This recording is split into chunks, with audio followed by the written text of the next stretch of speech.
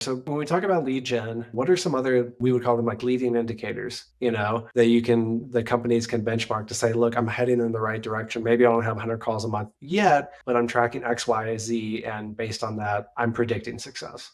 The one that I see is often forgot is website traffic to booked call. See if there's a correlation between when website traffic goes up, booked call rate or book call volume goes up or down, and then show up rate. I think show up rate is the most underrated metric in the sales funnel because everyone's like, oh, we're booking 60 calls, but then how many people actually showed up? 40. And how many of those 40 were actually interested? So I think it's website traffic to booked call and then just show up rate, I think are really important. But like everyone knows the metrics that are important for them, especially if they have even like one full-time salesperson. The bigger thing that I think companies miss, or the bigger opportunity, is it blows my mind that companies don't do this.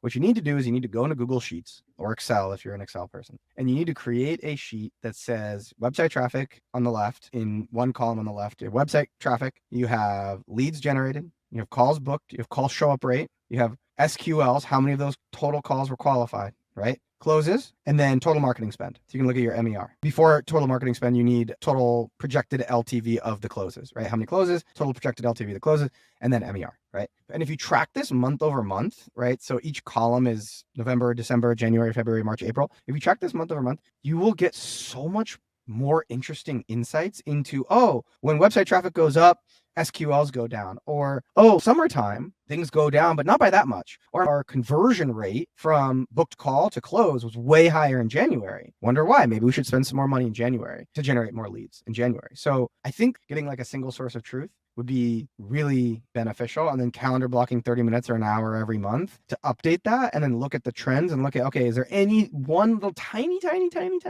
nugget that we can glean or learn from the last 2 months of tracking this, right? Is there any insight? So like all of these little things are way easier tracked when you have a single source of truth in Google Sheets